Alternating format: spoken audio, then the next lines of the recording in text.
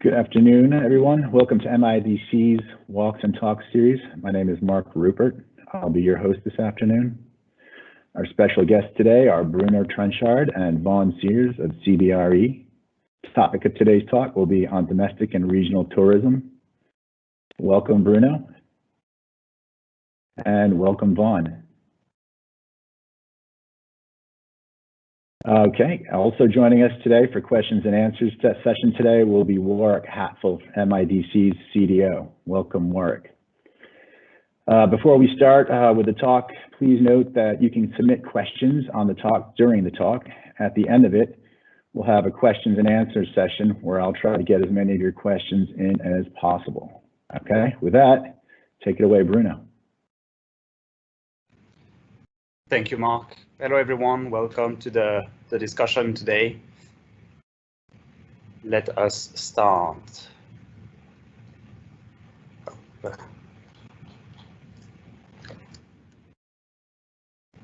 Okay, so as Mark mentioned, we're going to be discussing domestic tourism today with a specific focus on the UAE, the country we are all based in, I believe.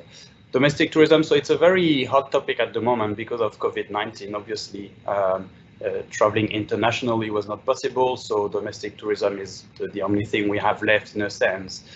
But it's a trend that has started a few years ago already in the Middle East and in the GCC countries in particular. And it's the COVID-19 is an amplifier of a previous trend that we were seeing already. So we're going to cover this topic today and see its impact in the hospitality industry in the UAE and try to highlight some opportunities or some ideas of how to take it forward from now on.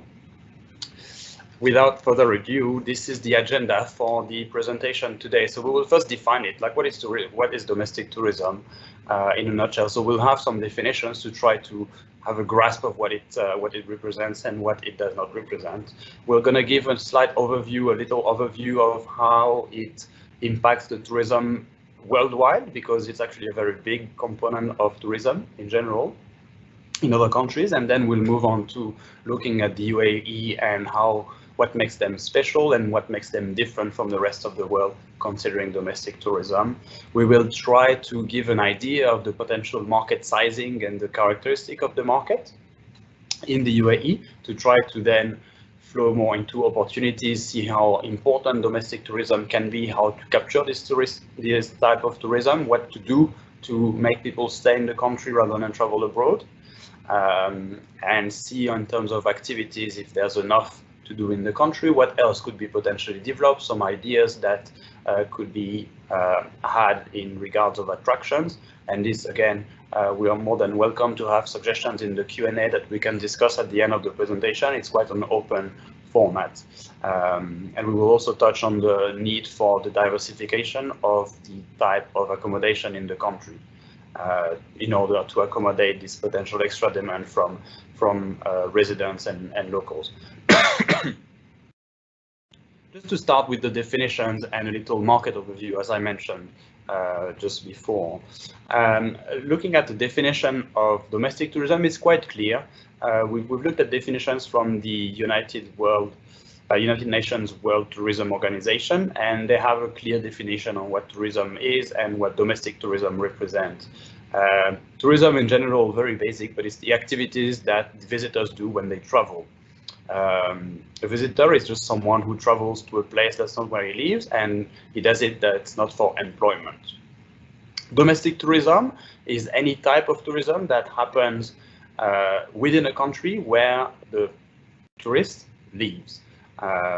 So you stay in your home, in the country where you live, and you do your tourism in that country. And then domestic tourism trip is just a trip by a tourist staying in his home country, usually for more than a day. If it's less than a day, we don't really consider this as a trip, but it's still part of tourism in general, and hotels can benefit from that. So just to have really three key points to define this domestic tourism, we have the location. You need to stay in the country where you live, otherwise it's not domestic tourism. Noting that something that's very important for the region, but the country where you live is not necessarily the country where you come from. Let's say I do a trip in the UAE. It's not my nationality, but it's still domestic tourism because I'm a resident, I live here. The duration, it's quite flexible. In any case, it's less than a year, otherwise it's not tourism anymore. So that's quite generous, a year already. But it can be less than a day. You can be a same-day visitor or an overnight visitor. This is more than a day of your trip in the country. And then the purpose of the tourism can be very different between customers, between tourists. We usually tend to think as tourism being just leisure tourism. It's not only that, it can be business as well. Like if going on a business trip, it is tourism.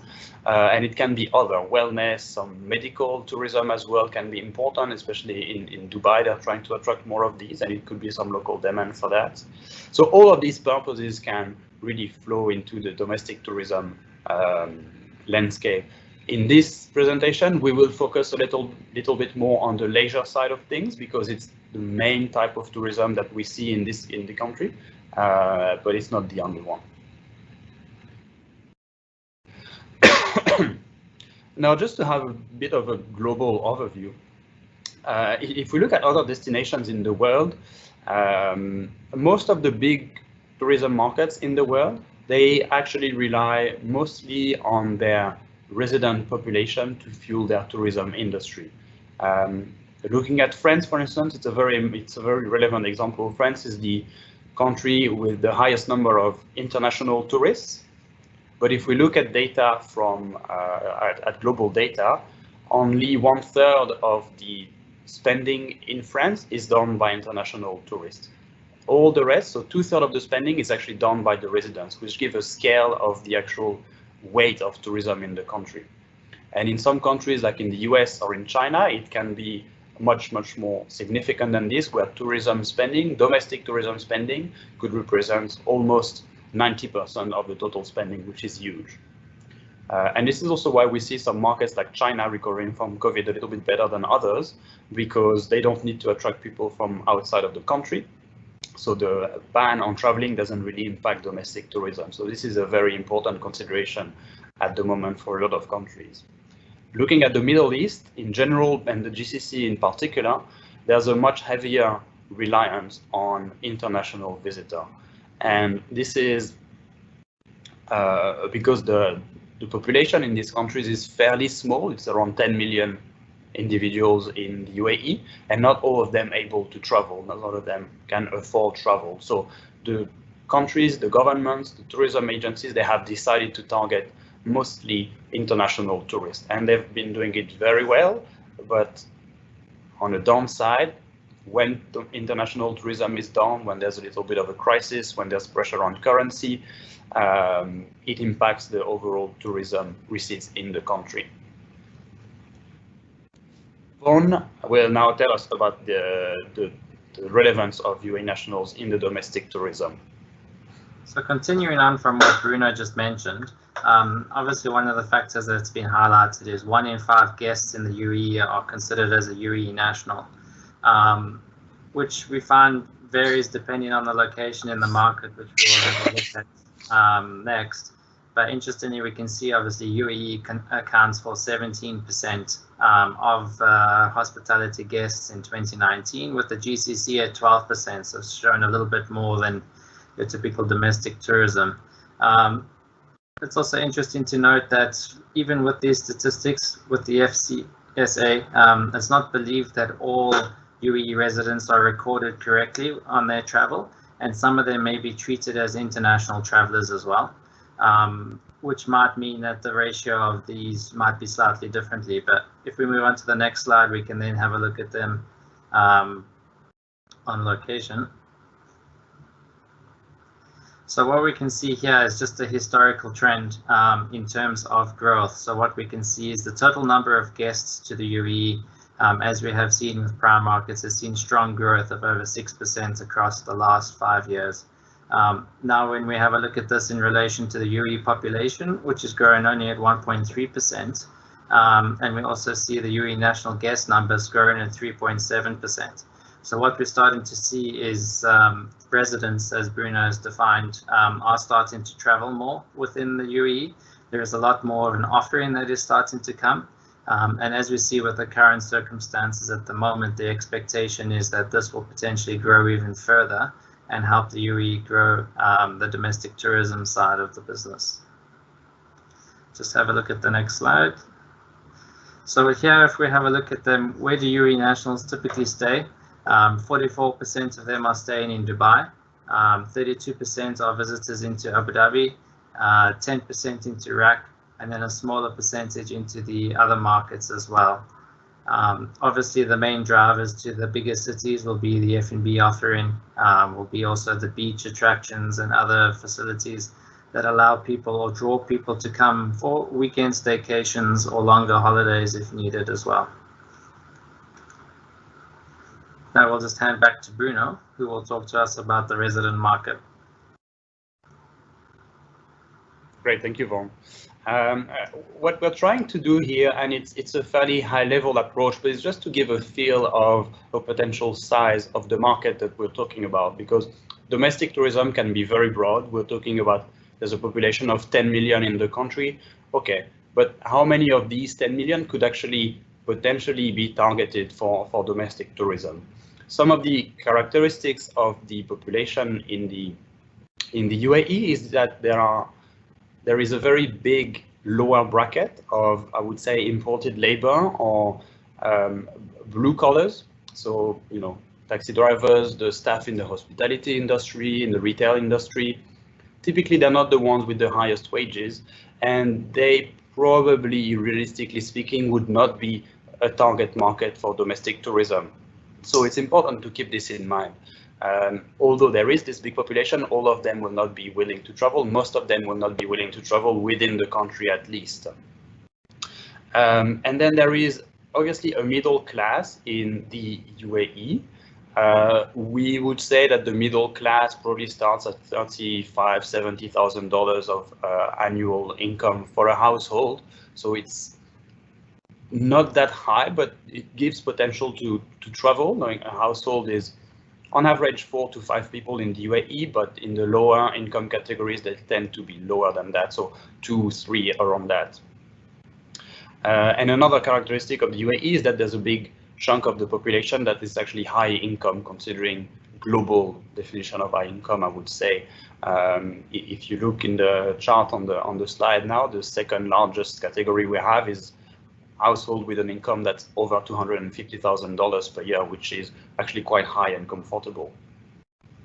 Now, just to have an idea of how many people this represents, let's consider that if a household wants to take a trip within the UAE, we need to allow for a comfortable budget so that they can have enough activities to do. So we, here in this very high level analysis, we considered everybody with a household income of $100,000 or more, which is quite generous. It's 370,000 dirhams per household at least, so it's relatively generous. This represents 5 million people.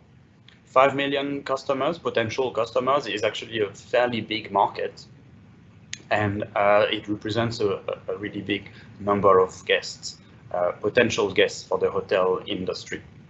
If you lower the category a bit and you say we're looking at everybody that makes more than $70,000, then you add 1 million people to the group. So it's actually quite a significant number of travelers. Obviously, not all of them would take many trips per year, but it's just to give an idea of how many people can be targeted as part of this domestic tourism, and if the sector develops, who could be potentially the target market. This is a definition of what domestic tourism is. It's a field of what it represents globally in the country, how it has evolved, and what kind of customer target market we could have. Looking at something a bit more forward, thinking like, how do you actually develop this market? And this is really key for the industry, because it's where we will try to highlight some trends and give some insights on what to do to make it grow a bit more. So Vaughan will be giving us some ideas at the beginning. Domestic tourism, maybe I can have a word on why it's important. we've seen a lot of support from the government on domestic tourism over the last couple of years, I would say. The government of different Emirates have been very involved in promoting it. Why? First of all, I think income security. The tourism in the country relies a lot on inbound tourism, so people flying from overseas. This is a big risk because when you have a COVID-19 crisis, when you have the dollar that's depreciating over other currencies, when you have a global crisis, anything like this, then your country is very exposed to international crisis. So one of the idea is also to limit this international exposure and limit the risk linked to it, or at least have a cushion, a security cushion of domestic demand to make sure that the industry survives even if there's a crisis. Another important part is the income retention, which basically means wealth, money that is created in the UAE. If you could keep as much of it in the UAE, it would be great. If the government can avoid that I go on a trip to Europe every summer and I spend my money in the UAE instead, this would be a great deal for them. So it would reduce capital outflows toward other countries. And then obviously market growth. I mean, demand for domestic tourism, for hotel accommodation in the UAE, it's extra demand that is not really present in the market at the moment. And so more demand means more opportunities, more profit for the investors that are in this segment. So it's really a win-win on that front. Now we're talking about domestic tourism and hospitality. It can have a lot of different faces, I would say. There's a lot of different ways to look at domestic tourism and how hotels can, and the hospitality industry, so hotels, resorts, and the likes, can capture this demand. It's not only people going on a very long holiday, staying a week in a hotel somewhere and not moving. It has a lot more faces than that. It really starts with something that would be related to same-day visitors, but doing a daycation. A daycation is a fairly new concept. Is when you get a hotel room for the day, and it's something that really developed during the COVID crisis, where you rent a room, you go to the pool of the hotel during, at the middle of the day when it's really hot. You can spend some time in the room, refresh, have a shower, take a nap, whatever. But you still pay for that room that would otherwise not be used by anyone at in the hotel. It's quite popular with families, and it can be quite popular for hotels that have a large unit with private pools, because it allows them to use these units on a fairly more regular basis. Typically in hotels, the big units, the private pools, they're expensive, so they're not used that much. So if you can activate them a bit more with some vacation packages, it's quite a good deal. And this is usually quite good for the higher end of the market. You would probably not do a vacation at a 3-star hotel, but you could consider doing it at a 4- or 5-star. A luxury property would be really the target market for that. Staycation is a little bit more of a hotel stay than a vacation. It's basically when you get a room in a hotel that's in your city. So you don't really travel. It's still in your usual place of residence, but you go to a hotel. So you experience the city, the location, in a slightly different way. It's kind of an escape from your everyday life. This again tends to benefit more to the higher end of the market. It's unlikely to do a staycation in a 3-star hotel again, because you probably want something a bit higher in positioning, something that makes you dream a little bit more than a plain hotel. You need something out of the ordinary. So for most people, the out of the ordinary is the luxury segment.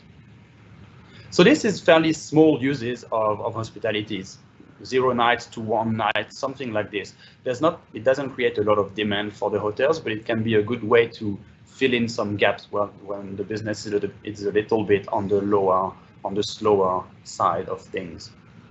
If we look at the 2 columns on the right, domestic getaways is, really moving within the country, going to a new destination, somewhere you don't live, something different. So going by the beach, for instance, going to the mountains. If you live in Dubai, you can go to Abu Dhabi, stay in a beach resort, or in the desert in Liwa, something like that. That's really out of your ordinary life. It's mostly for short breaks, so weekends, sometimes long weekends. The public holidays are very good for that, and it really does benefit to the resorts a lot because people want to escape their city life. The best way to escape this is to go to a resort, being a desert resort, it can be a beach resort, it can be in the mangroves in Abu Dhabi or in Ras Al Khaimah, for instance. There's a lot of market opportunity on that front. And here it doesn't really focus on the higher end of the market. It really covers every type of market segments you can think of. And there's a lot of gaps in the market for anything that's not luxury. We'll touch on this later on.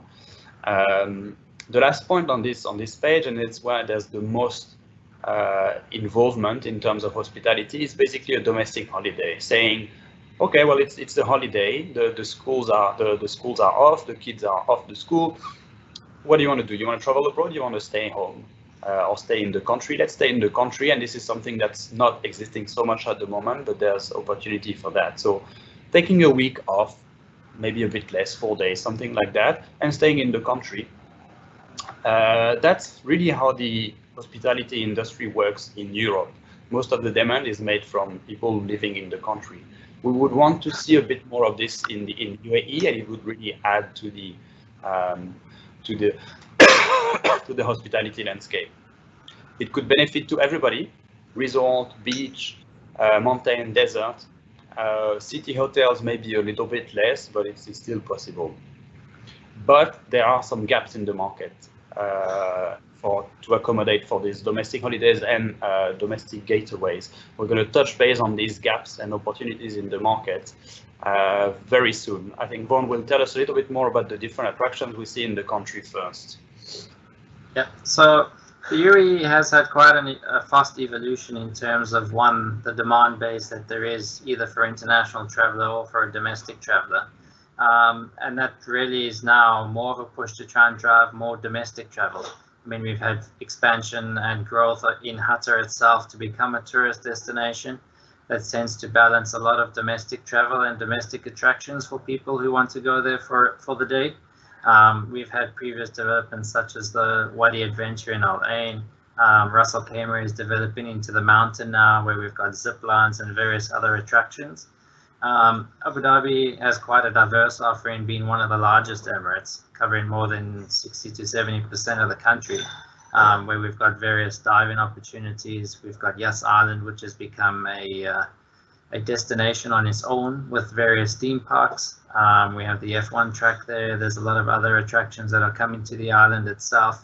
So it really is becoming a hub at the moment.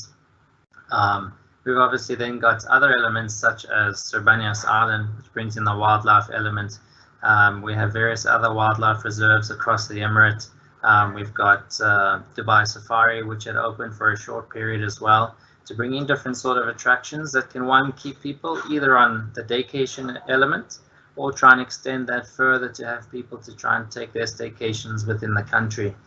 If we move on to the next slide, some of the things that we're starting to see come through, which previously weren't existent in the market.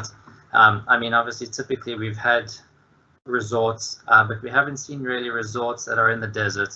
We haven't seen resorts which are in the mountains. One of the things that Amman has on offer is a couple of mountain resorts, which is quite a unique attraction to that.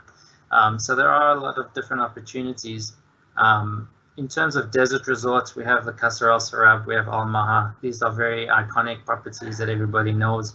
But as Bruno has highlighted previously as well, this really tends to be on the luxury sphere and doesn't really cater to guests looking maybe at a lower level than that might not have the disposable income to spend domestically or would want to spend on a domestic holiday.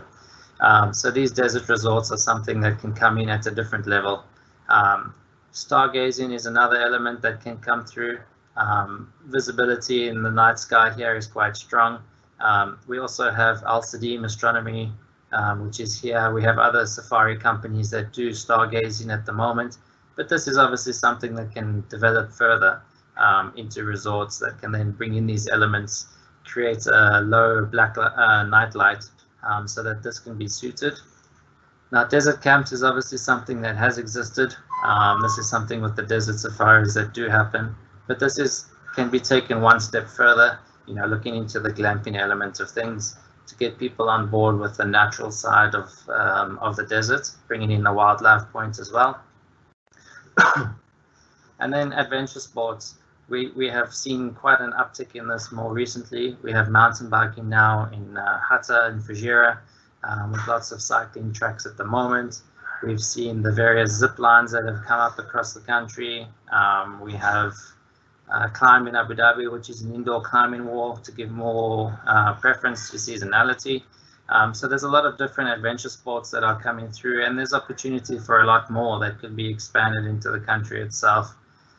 Agritourism is another one as well. There is a lot of agricultural elements to the country that do happen. We have oases, but there is no real expansion to this at the moment, and it is an area of opportunity.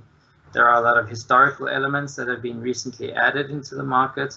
So we're having things such as the Qasr al-Hassan, which has been recently developed.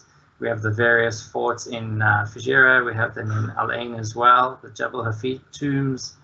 There's a lot of various elements that can be expanded further, bringing up the culture and the heritage of the country, which can always be added. Mountain experiences is another one. We have a little bit of expansion into that at the moment with the development of Hatta. Ras Al Khaimah has a lot of mountainous area that they would like to develop further. Fujairah as well. We have obviously the beach resorts which are located in Fujairah, but where we talk about a mountain experience, this is something that could be quite good seasonality wise. Just because the mountains provide a cooler temperature at a higher altitude, which can be quite beneficial, as people tend to know as well, with Al Ain, with the mountain there as well, and the Mercure Hotel. Hunting and wildlife has one that has been around. We obviously have Surbanias Island, which has a large nature element to that as well.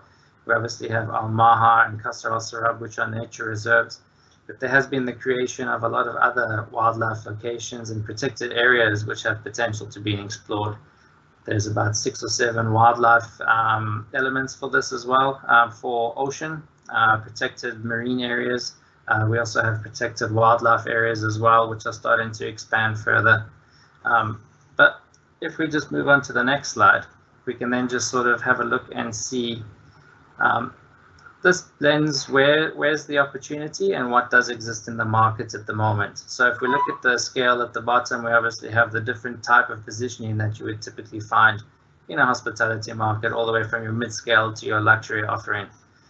In terms of city hotels, we know in most of the cities here, there is already a strong offering of hotels across various segments.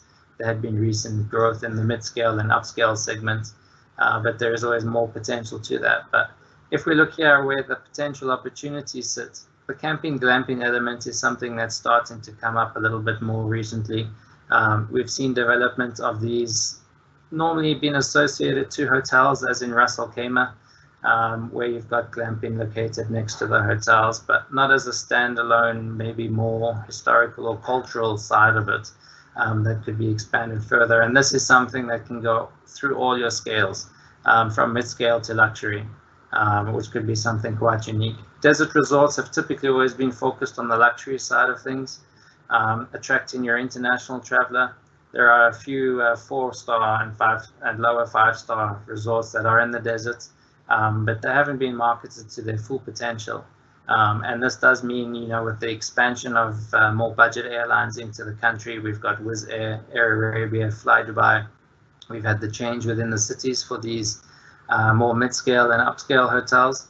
You know, the potential is to expand that even further outside of the cities. So to have a pure focus on leisure, and this is one area where domestic tourism can potentially see a great benefit from it as well.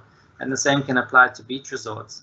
You know, typically from a land cost perspective, it's always been restricted as to what would be built on a hotel just from the cost of land point of view. But as the market starts to change and accessibility is changing, we're starting to see the development of some more upscale beach resorts. So we see on the Palm, there's a few resorts that might not have private beach, but they are being developed. And there's always potential to develop these even further out of the city as well, which can be expanded further. I think we'll pass on now back to Bruno. Thank you. I think we've been talking a lot about different opportunities that we see in the market, how to add to the offering, how to add to the demand side. And now there's still some very specific characteristics of the market in the UAE that need to be taken into account when developing new hospitality offering. Let's say that copy-pasting what has been done in the past might not be the best solution to accommodate this domestic demand. So what should be done differently is really what we're trying to capture on this page. First of all, a big characteristic of the population here is a large size of the household. So what does it mean? It means you have, on average, I think 4.9 people per household, and this is just an average. So it means you have a lot of small ones and then a lot of big ones, and the average falls in the middle. This means that you need large rooms in the hotels. If you have a family of 3 with a young kid, for instance, it's nice to have a large room where you can actually put a spare bed and it doesn't take the entire space in terms of design, without it being a suite that's overly expensive. Connecting rooms are also quite present in the region in general because there's a lot of GCC travelers and they have the same expectations on connecting different rooms to accommodate a full family. So this is really something that we recommend in most of the developments we work on, and especially in the resort segment, because this allows you to accommodate families, but also individuals. It's just flexibility in the approach. So it's a good complement usually to have one large room, a suite or something, a deluxe room, something like this, connected to a smaller one for the kids. So you have parents, kids, and everybody's happy. It's usually quite a good compromise that we've seen in the market. Privacy is also very important. There's obviously a large share of the population in the UAE, locals, but also I would say Arabs in general, who really value privacy. They don't really want to share the pool with everyone. They don't really want to be always mixed with everybody. And I think this is quite important. So having some private pools, having some more private spaces, even if it's not a private pool really dedicated to one room only, having some different spaces allocated to different types of customers, even done in a soft way, in a subtle way, can be very useful. So you avoid mixing the crowds too much, and everybody feels that they are where they belong, and it's not too much of too mixed, let's say, and nobody gets uncomfortable. Working on the right price point is also very important. So what's the right price point? Well, that's a very big question. As we described before, the population in the UAE is very diverse in terms of income. So there's not one right price point for the entire market, but there's very different segments.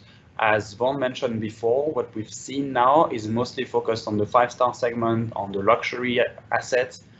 We feel that there's a gap in the market. There's not enough to capture the demand in the lower end of the market. So this is something that needs to be further developed. And then in terms of seasonality, the marketing of the property needs to be quite flexible. Obviously, families in the UAE would be more prone to traveling during summer because that's when you have long school holidays. That's when you actually have time to travel. And now summer is not the nicest season here because it's hot, as simple as that. So again, need to adapt the price point to the season, to the level of demand that you have to make sure that you fill the rooms with this demand.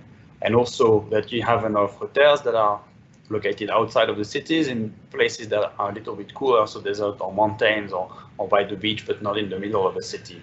This is also something very important to keep in mind when developing hotels and to attract sufficient levels of domestic demand.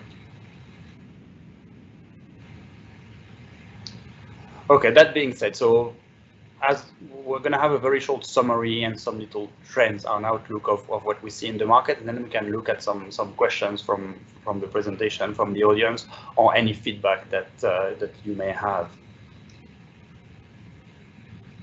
It's a very specific market. Domestic tourism is something that's not very developed at the moment. Again, when you stay in your country, any duration, mostly for leisure. In the UAE, it could be up to 5 million people, maybe 6, depending on how you define it and which income segment you're targeting. So it can actually be a very significant market to target. So this is really something of opportunity that has been developing in the last few years, but needs more focus. It's a very important area of the tourism spectrum that government and investors should focus on a bit more, because the returns are there. But if you want to develop this segment, you really need to diversify the attraction and the supply of the country. Where we stand now, the supply is not really adapted for domestic tourism, or it's not adapted to capture enough of the demand. So you need to broaden this to be able to also broaden the market base. And there needs to be more attraction, different attractions. Probably the domestic travelers will not have the same expectations as the international travelers.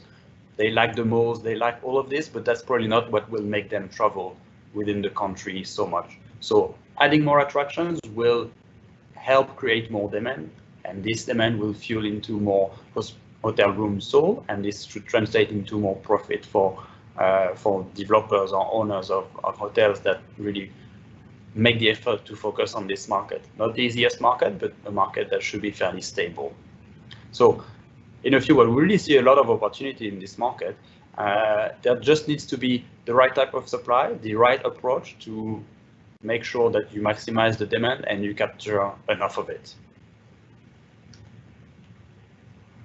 So we can move on to questions now, if you have any questions, or just feedback, maybe any personal experience that anybody would like to share on the topic is more than welcome. And we can discuss specifics a little bit more if you need as well. Thanks, Vaughan and Bruno. It was a great talk. It was really informative. We do have some questions. There's a good number here. Thought I'd just start off at the top for you. First question was, does the 32% of the Abu Dhabi tourists that you showed on the map of the UAE there, does that include Al Ain? If so, what percent of this is in Al Ain? And do you believe that international tourists are interested in more cultural tourism in the UAE? You didn't really show Al Ain in that percentage breakdown. So it's really showing the different emirates as opposed to just cities. So the 32% does include Al Ain and the Western region and Abu Dhabi, the city itself. There is no breakdown of the statistics between cities, so we don't have the exact number of tourists in Al Ain. I would say that there is some demand, but Al Ain is a fairly small market. There's just a few hotels there, 5 hotels, probably 5-6 hotels of good quality. So it's not that big when you compare it to Abu Dhabi, the main island, the main city. So the demand for Al Ain might be a little bit on the lower end. I think there's a lot of potential to develop nice attractions in Al Ain, and we've seen this in Jabal Hafid and in other places, and even with the forts that have been renovated, the oasis that is in a UNESCO site, there's a lot to do. Maybe it needs a little bit more of an innovative thinking in terms of offering, but I think Al Ain has a lot of potential to attract domestic tourism, because it really represents I would say, the soul of the country. And also, just to add to that,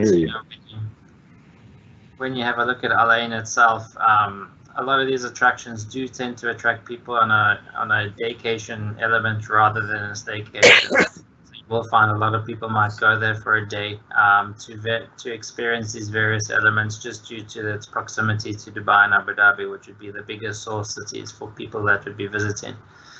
So potentially, where the biggest growth is there is to expand the overall offering that is there. I mean, you have had developments like the Green Mubazara villas and so forth, which do tend to attract a lot more domestic traveler. But there is opportunity outside of the hotel offering that they currently have, of which some of it has dated quite a lot, just to try and drive through more domestic travel that might then come for the weekend or for the 3 or 4 day stay, as we mentioned before.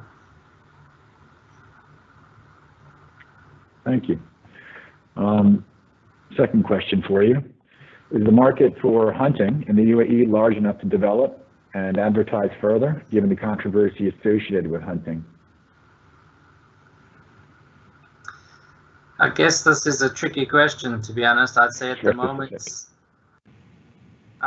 moment, hunting is a very small element within the UAE.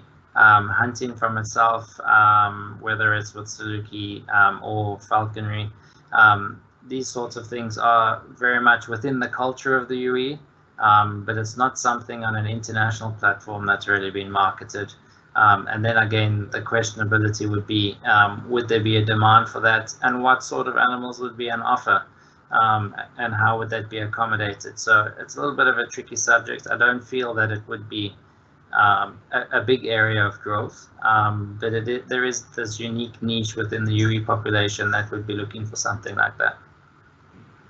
But I think an example might also be the Talal Liwa Resort, which is part of Muwarid. This is a great example of what could be done, really. If I can add to this, I think hunting by itself might not be so appealing to a lot of the expat community, because it's not traditionally something we would do on a holiday. I would never go on a holiday to kill animals, and that's the way that a lot of people think. Now, you can also leverage on the knowledge that some of your staff might have on animals, on where to find them, how to look for them, what are they doing, how animals, live, and what kind of animals, native animals you have in the country, to really offer slightly different trips. You don't have to basically kill the animals to look at them. Like, there's a lot of offer that can be built around that as well, and that can leverage on the same skills that you use for the hunting, because before you hunt animals, you need to find them. So there's a lot of crossover that can be done on that to make sure that you have a market that's large enough. So probably, as Vaughan mentioned, hunting is quite a small market, but there's a lot of activities that could be related to hunting or leveraging on the same skills that could be very beneficial to offer for resorts, desert resorts, mountain resorts, or many of them like this. Fair enough. I would have to agree that hunting is a very niche market, so it would be something very, very specific demographic. Here's another question for you, which I think you guys actually had a slide that answered this, but I'll ask it to you anyway. Do we have a breakdown of demographics of domestic travelers, and do you think there are more from GCC countries or others? Okay, we don't have a specific breakdown of all the domestic travelers in the UAE, because there's no tracking of residents traveling within the UAE. It's all linked to the nationality of the individuals and not their place of residence. So if I travel, I'm French, if I travel in the UAE, I will be considered as an international guest.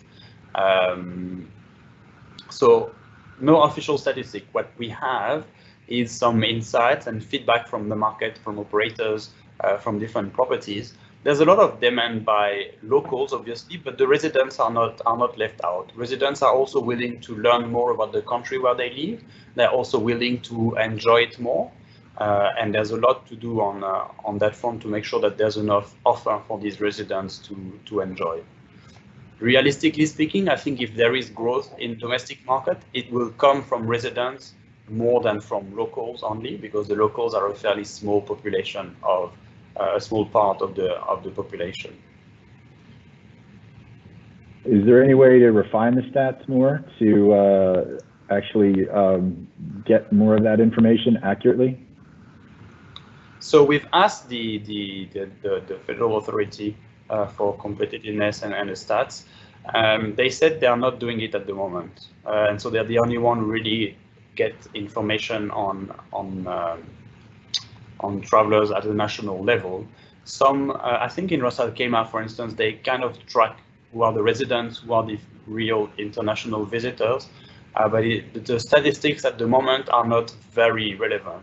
And this really shows that there was not enough importance put on domestic travel at the moment. If you don't track an indicator, it means that you don't really pay attention to it enough. So it would be great to have more data on resident versus international visitors, but at the moment we don't have hard statistics numbers. This is something that doesn't exist at the moment. We hope it will be considered by the statistic authorities throughout the Emirates from the next years onward. Thank you. One other, I have a few more questions for you if you have a few more minutes, guys. We do for sure. Okay, good.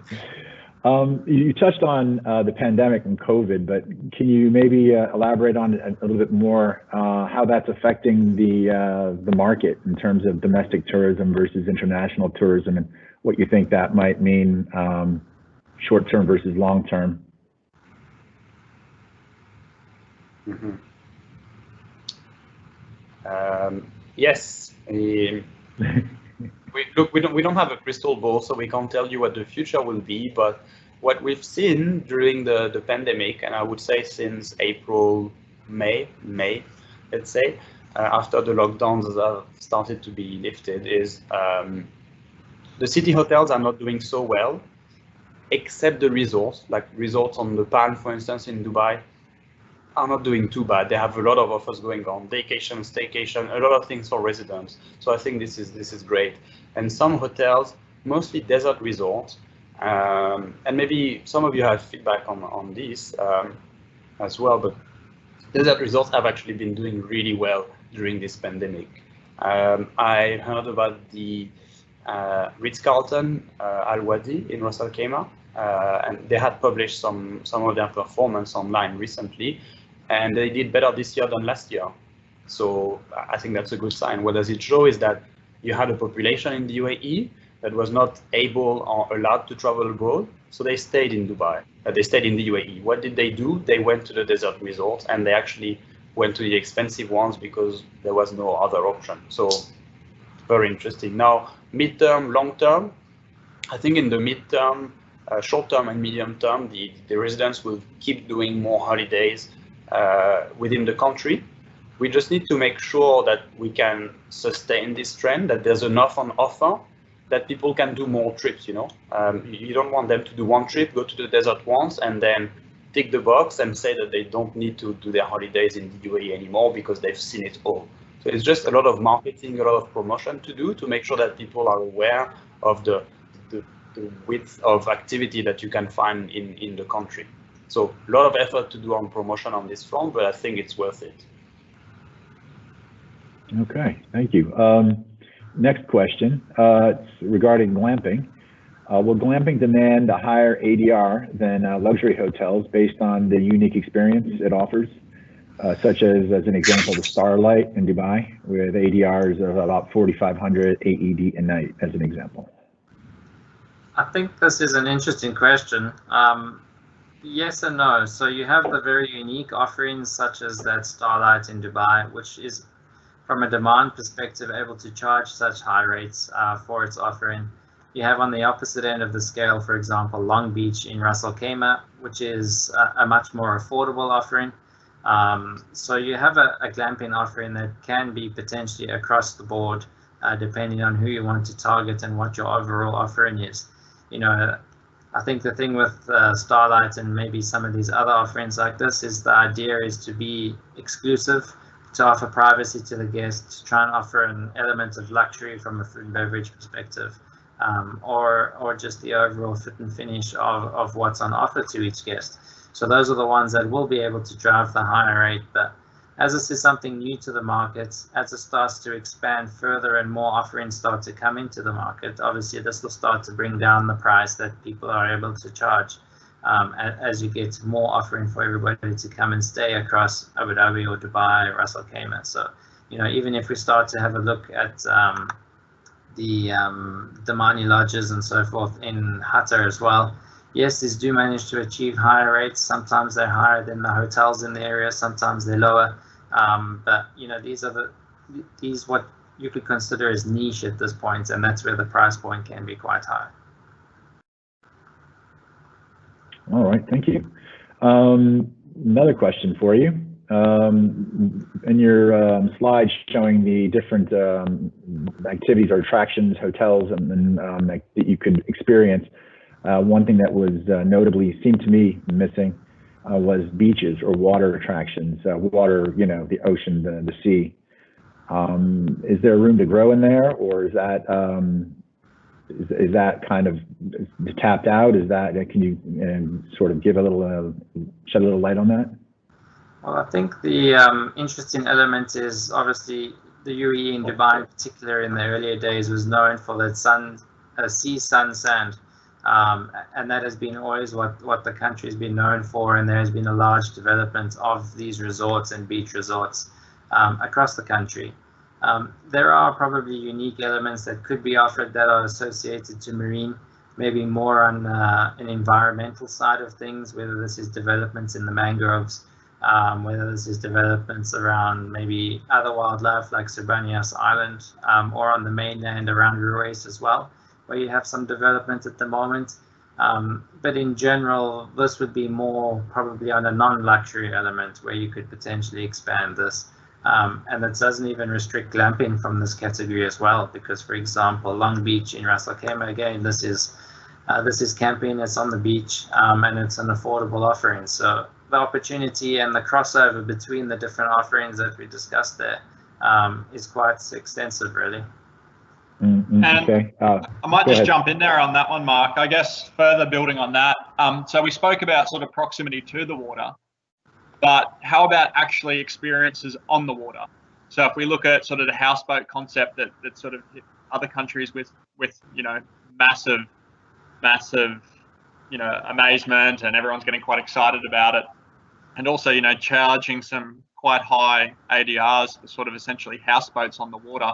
Now, sort of not talking sort of seahorses out at the world, that sort of concept, because that's obviously a bit more of a villa concept. But, you know, houseboats, you can sort of move around and, you know, choose unique experiences and different things like that. Where do you guys see a market for that based on sort of what has happened in other countries? It just seems a bit of a gap in the market here at the present. I think there is definite potential for something along these lines. I guess it will come down to each emirate and regulations associated to these, and what would the classification come down to. Obviously, in typical for any resort in terms of water and open space and requirements of lifeguards, etc., this is where I guess there needs to be a unique approach to it and how that can be managed. But yes, you know, looking at houseboats, looking at villas across the water, anything along these lines, this is a potential opportunity that doesn't exist, but I think it's a very small component, because even in other countries, this is a small element that could be considered and something that might work here. And we might, like you say, seahorse is one example, but I mean, it's, I think from a regulatory perspective, once this is overcome, you will start to see a change in that. Now, do you think, and this is quite an interesting topic regarding sort of the local legislation here, and I think you touched on it, Bruno, in regards to sort of just the data and statistics in regards to domestic tourism, is the UAE market a little bit behind the 8 ball in regards to sort of innovative approaches to hospitality? If we look at sort of other countries with pop-up hotel concepts and the like, I mean, from personal experience, we haven't been able to find much with the local authorities in regards to, you know, legislation and requirements in regards to pop-up hotel concepts from sort of one weekend here and next weekend on another plot of land. Do you guys feel that the legislation needs to change, or there needs to be an innovator in the market to push that legislative change? How do you see that changing to sort of be able to further accommodate these sort of innovative hospitality experiences that are happening elsewhere in the world that aren't not necessarily happening here? I think there is, let's say, room to improve the legislation and make sure that new concepts are not hindered by a very strict definition of the legislation. I think it's possible. I mean, obviously, it's probably not an easy process to change the way a country is approaching some subjects, but you know, when there's a will, there's a way. You see it very well in Dubai. They created a 7-star hotel category just for the Burj Al Arab. So it's possible to create something to serve a purpose. And I definitely think that the UAE is a little bit less forward-thinking than some other countries in other parts of the world. But you can also see that as an opportunity. It means that you would be considering a new concept, building something different, doesn't exist. you need to start somewhere. But for sure, the legislation is not. It might be maybe a bit rigid on some elements, so there might be some need to play around some regulation rules potentially. But the only way to change the legislation is to bring some ideas or new concept, anything new, and tell them, well, we want to do this. There's market for it. Can we actually change this and this to make it happen? I think this is the best approach. And when Marid is doing anything new, that can only help change the legislation in the medium and long term. Okay, thank you, Bruno. One last question for you guys. The effects of Saudi, it's opening up more, and it's got some mega tourism projects, e-tourism projects. What do you think the advantages and disadvantages, or the effects, positive and pro and con, I guess, will be for the UAE in this respect? Will it help or hinder the market here, or do nothing? Look, it can be good, it can be bad. It will also depend on how different hotels or different destinations market themselves. But in the context of domestic tourism, a big element that maybe we didn't touch upon enough on the presentation, it's also the cost of it. You have a family, you're married, 2-3 kids. If in 5-10 years you want to fly to Saudi, to the Red Sea, to stay in the project, it's going to cost you a fortune because you have to pay for flights. So imagine you don't have to pay for flights, you have some decent offering in the country. When you balance it out, you're likely to stay in the country for, if you have a similar experience at least. It might not be the same market size. Saudi is a very big market. Actually, it's 30 million people. We have 10 million people in the UAE, so we cannot really compare, but it doesn't mean that there's no opportunity at all in the UAE. I think there's a lot that can be done actually, and it will maybe complement the offering in Saudi. And if you do enough in your own country, then your nationals, your residents will not have to travel abroad to go somewhere else for their holiday. Do you think that the UAE will have to play catch up? I mean, in terms of keeping up with the Joneses almost, where they, Saudi comes up with this brand new offering and then the UAE needs to compete in some level to stay in the game? I mean, I'm kind of hearing a little bit of both from you. I just thought I'd maybe ask for a bit more on that. I think the two countries may have a slightly different approach to it. In Saudi, we see a lot of very large projects driven by the government, massive thousands of hotel keys in one place.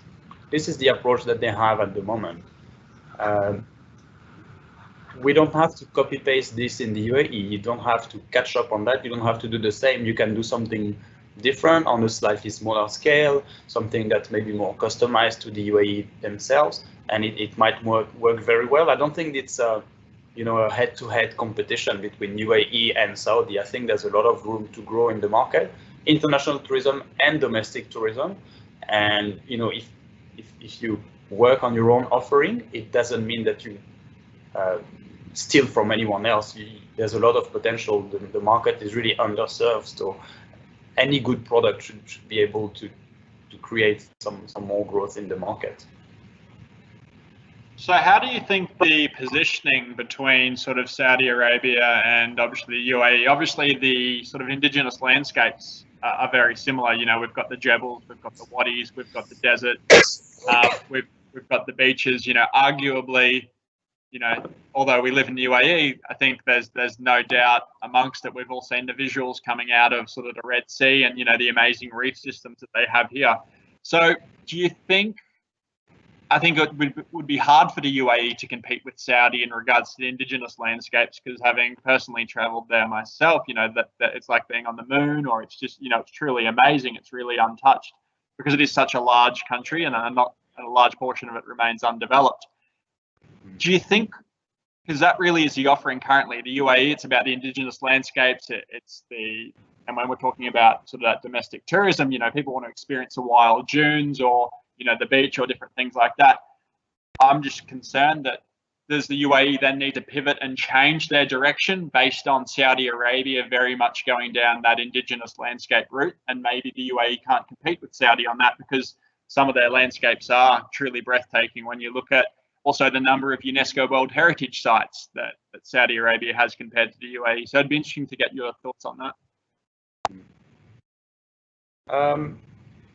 Having a smaller country, you know, when you take the UAE compared to Saudi, doesn't mean that you have a less interesting offering. Maybe you have a bit less variety in what you offer, but I wouldn't say that the UAE, you know, doesn't have enough to offer to keep people inside the country. That there's a lot of variety, but it's true that there might need to be a slight change in mentality where you leverage a lot more on the offering in the country, the nature offering and all of this, rather than the more artificial side of things. And both can really complement each other. I mean, Dubai has this artificial side, the palm is artificial, you know, all of this, it attracts people.